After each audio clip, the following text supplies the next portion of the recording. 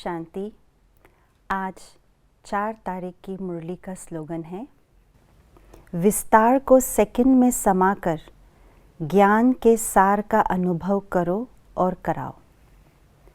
शिव बाबा ज्ञान का सागर, बाबा ने हम बच्चों को आकर के पूरे ज्ञान के गुह्य राजों को विस्तार से हम बच्चों को समझाया है और उस विस्तार के ज्ञान को समझकर उस पर चलकर हमने अपने लौकिक और व्यर्थ के विस्तारों को समेटा भी है और ज्ञान मार्ग पर सही विधि से चलने भी लगे। परंतु इस ज्ञान मार्ग में भी कई विस्तार है, इस अलौकिक परिवार में भी कई विस्तार है। उस विस्तार को समेटने का समय अभी है।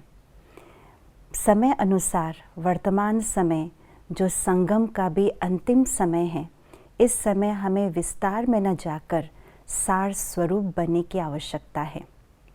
और ज्ञान का सार है, मैं आत्मा बिंदु, शिव बाबा बिंदु और ड्रामा बिंदु। ये 3 बिंदियाँ ही ज्ञान का सार है। जैसे वृक्ष जब विस्तार को पाते हैं तो बहुत फैलाव हो जाते हैं, उसकी टालियाँ, पत्ते, फूल और फल। लेकिन वृक्ष जब परिपक्व अवस्था को प्राप्त कर लेते हैं तो वो अंतिम समय होता है और उस अंतिम समय में बीज निकल आते हैं, अर्थात वो भी सार स्वरूप में समेटना शुरू कर देते हैं।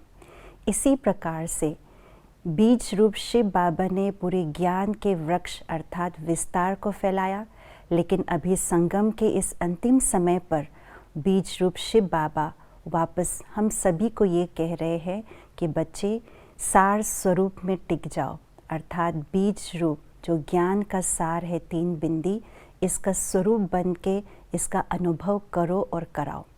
तो अभी हमें व्यर्थ के विस्तार तो बहुत दूर की बात है, लेकिन अभी ज्ञान के भी जो विस्तार है उसको समेटने की आवश्यकता है और सार स्वरूप बनने की आवश्यकता है।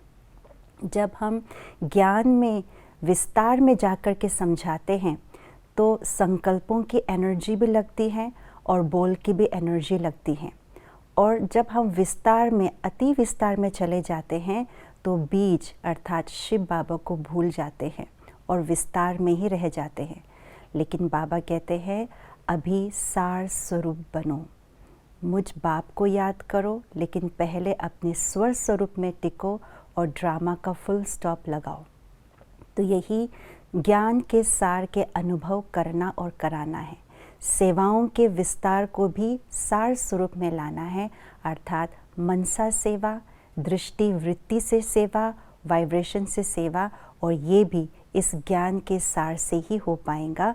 3 बिंदी, मैं आत्मा, परमात्मा बिंदी निराकार और ड्रामा बिंदी फुल स्टॉप।